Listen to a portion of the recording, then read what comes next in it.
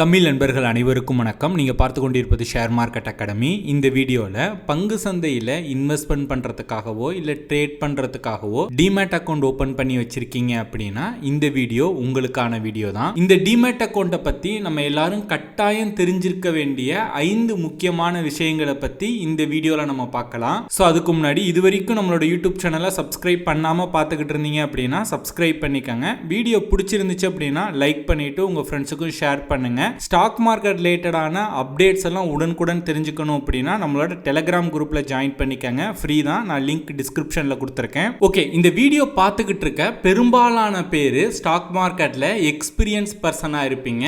At least minimum 1 இயராவது உங்களுக்கு experience இருக்கும். சரி, ஸ்டாக் மார்க்கெட்ல இன்வெஸ்ட்மெண்ட் பண்றதுக்காக நம்ம டிமேட் அக்கௌண்ட் ஓபன் பண்றோம்ல, அந்த டிமேட் அக்கௌண்ட்ல எத்தனை டைப்ஸ் ஆஃப் டிமேட் அக்கௌண்ட் இருக்குன்னு உங்களுக்கு தெரியுமா? தெரிஞ்சது அப்படின்னா கீழே கமெண்ட் பண்ணுங்க.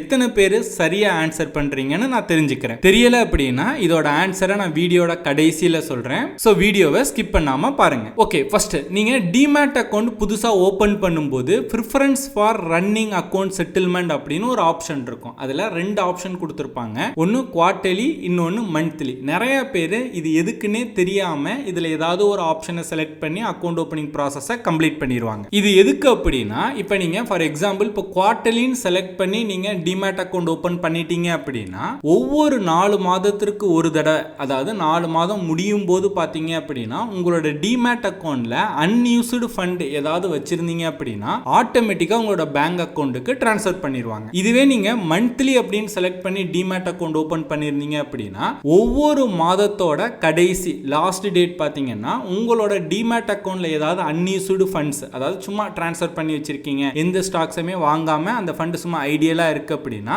அந்த ஃபண்டை ஆட்டோமேட்டிக்கா உங்களோட பேங்க் அக்கவுண்ட்டுக்கு ட்ரான்ஸ்ஃபர் பண்ணிடுவாங்க. நிறைய பிகினர்ஸ் பாத்தீங்க அப்படின்னா என்னை காண்டாக்ட் பண்ணுவாங்க. பிரதர், இந்த மாதிரி நான் ஒரு டிமேட் அக்கவுண்ட் ஓபன் பண்ணியிருந்தேன், அதுல ஃபண்ட் ட்ரான்ஸ்ஃபர் பண்ணி வச்சிருந்தேன், இப்போ ஓபன் பண்ணி பார்த்தா ஃபண்டை காணும் அப்படின்னு சொல்லுவாங்க. அதற்கான ரீசன் காரணம் பாத்தீங்க அப்படின்னா இந்த மாதிரி அன்யூஸ்டா ஃபண்ட் வச்சிருக்கிறதுனால அது ஆட்டோமேட்டிக்கா பேங்க்குக்கு ட்ரான்ஸ்ஃபர் பண்ணிடுவாங்க. ஸோ அவங்க பேங்க் செக் பண்ணி பார்த்துருக்க மாட்டாங்க. ஸோ நீங்க ரெகுலரா ட்ரேட் பண்றவங்களா இருக்கீங்க அப்படின்னா எப்பயுமே டிமேட் அக்கவுண்ட் ஓபன் பண்ணும்போது குவார்ட்டர்லி அப்படிங்கிறத செலக்ட் பண்ணி அக்கவுண்ட் ஓபன் பண்ணுங்க.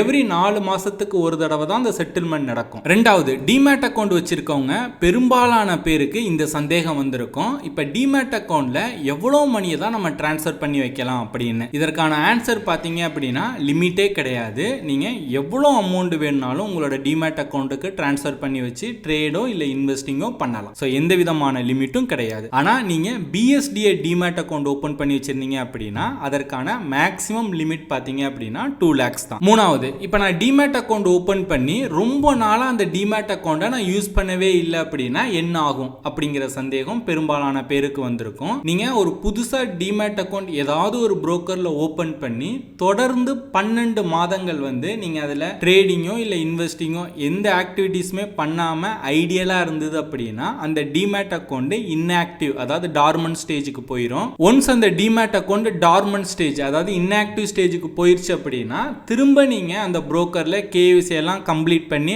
ஆக்டிவேட் பண்ற மாதிரி இருக்கும். நெக்ஸ்ட், இந்த क्वेश्चन பெரும்பாலான பேர் என்கிட்ட கேட்டிருக்காங்க.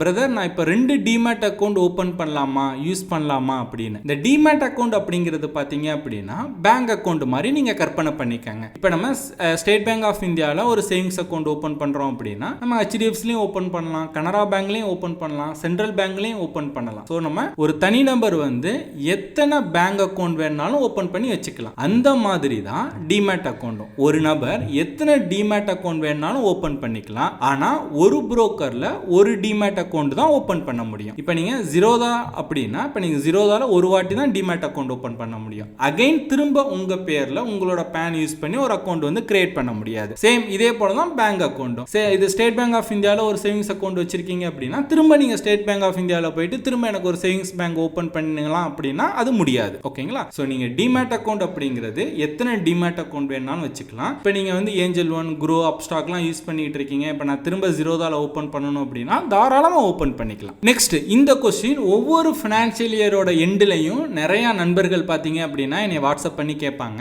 பிரதர், இப்போ நான் டிமேட் அக்கவுண்ட் வச்சிருக்கேன், நான் ஐடிஆர் ஃபைல் பண்ணணுமா அப்படின்னு. ஆக்சுவலி இன்கம் டாக்ஸ் ஆக்ட் 1961 படி பாத்தீங்க அப்படின்னா நீங்க டிமேட் அக்கவுண்ட் வச்சிருக்கிறதுனால பாத்தீங்க அப்படின்னா இன்கம் டாக்ஸ் ஃபைல் பண்ண தேவையில்லை, அதாவது ஐடிஆர் ஃபைல் பண்ண தேவையில்லை. அது அதுல நீங்க ஏதாவது பை அண்ட் செல் பண்ணி அது மூலியமா உங்களுக்கு கெயின் ப்ராஃபிட் வந்தது அப்படின்னா நீங்க ஐடிஆர் வந்து ஃபைல் பண்ணலாம். இப்போ இன்கேஸ் லாஸ் வந்திருக்கு அப்படின்னா லாஸ் வந்தாலும் நீங்க ஐடிஆர் ஃபைல் பண்ணலாம். ஏன்னா இந்த லாஸை நெக்ஸ்ட் இயர் நீங்க ஐடிஆர் ஃபைல் பண்ணி அதுல ப்ராஃபிட் பண்ணிருந்தீங்க அப்படின்னா அதை நம்ம செட் ஆஃப் பண்ணிக்கலாம். ஓகே, இந்த வீடியோட ஸ்டார்டிங்ல நான் ஒரு क्वेश्चन கேட்டிருந்தேன், டிமேட் அக்கவுண்ட்ல எத்தனை டைப்ஸ் இருக்கு அப்படின்னு. நிறைய பேர் கரெக்டா ஆன்சர் பண்ணிருப்பீங்க நான் நம்புறேன். தெரியல அப்படின்னா தெரிஞ்சுக்கங்க. மொத்தம் 4 டைப் ஆஃப் டிமேட் அக்கவுண்ட் இருக்கு. ஃபர்ஸ்ட் பாத்தீங்கன்னா ரெகுலர் டிமேட் அக்கவுண்ட். இந்த டிமேட் அக்கவுண்ட் தான் நம்ம பெரும்பாலான பேர் நம்ம யூஸ் பண்ணிட்டு இருக்கோம். ஓகேங்களா. ரெண்டாவது பிஎஸ்டிஏ டிமேட் அக்கவுண்ட்னு சொல்லுவாங்க, பேசிக் சர்வீஸ் டிமேட் அக்கவுண்ட் இதோட நேம். இதோட ஹோல்டிங் வேல்யூ பாத்தீங்க அப்படின்னா 50,000க்கு கீழே இருக்கு. நீங்க ஃபர்ஸ்ட் டைம் ஒரு புரோக்கர்ல டிமேட் அக்கவுண்ட் ஓபன் பண்றீங்க அப்படின்னா அத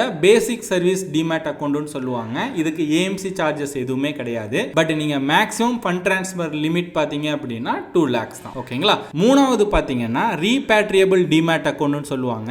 இது வந்து என்ஆர்ஐ நான் ரெசிஸ்டன்ஸ் இந்தியன்ஸ்க்கு உள்ளது. இந்த டிமேட் அக்கவுண்ட்ல வந்து மணியை நீங்க அப்ராடுக்கு டிரான்ஸ்ஃபர் பண்ணலாம். இந்த டிமேட் அக்கவுண்ட் பாத்தீங்கன்னா என்ஆர்இ பேங்க் அக்கவுண்ட்ல லிங்க் ஆகிருக்கும். நாலாவது பாத்தீங்க அப்படின்னா நான் ரீபேட்ரியபிள் டிமேட் அக்கவுண்ட் அப்படின்னு சொல்லுவாங்க.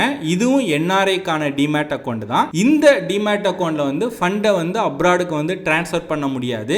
இந்த டிமேட் அக்கவுண்ட் என்ஆர்ஓ பேங்க் அக்கவுண்ட்ல லிங்க் ஆகிருக்கும். ஸோ இந்த வீடியோ பாத்தீங்க அப்படின்னா நிறைய பேர் பாத்தீங்கன்னா என்னை வாட்ஸ்அப்ல கான்டாக்ட் பண்ணி நிறைய சந்தேகங்கள் கேட்பாங்க. அப்படி என்கிட்ட கேட்ட சந்தேகங்கள்ல எந்த சந்தேகங்கள் ரிப்பீட்டடா அதிகமா கேட்டிருக்காங்களோ அதை தான் நான் இந்த வீடியோவில் நான் மேக் பண்ணியிருக்கேன். பிகாஸ் இது உங்களுக்கும் யூஸ்ஃபுல்லா இருக்கும். நிறைய பேருக்கு இந்த சந்தேகம் இருந்திருக்கும் இல்லையா. சோ அதனால தான் இந்த வீடியோ. சோ அவ்வளவுதான் இந்த வீடியோ பிடிச்சிருந்துச்சு அப்படின்னா லைக் பண்ணுங்க. வீடியோ பற்றி உங்களுக்கு ஏதாவது சந்தேகங்கள் கருத்துக்கள் எதுவா இருந்தாலும் கீழே கமெண்ட் பண்ணுங்க. இந்த மாதிரி ஸ்டாக் மார்க்கெட் ரிலேட்டடா நிறைய இன்ஃபர்மேஷன் அப்டேட்ஸ் எல்லாம் தெரிஞ்சுக்கணும் அப்படின்னா ஷேர் மார்க்கெட் அகாடமி யூடியூப் சேனலை சப்ஸ்கிரைப் பண்ணி வச்சுக்கோங்க. Investments in securities market are subject to market risks. Read all the related documents carefully before investing.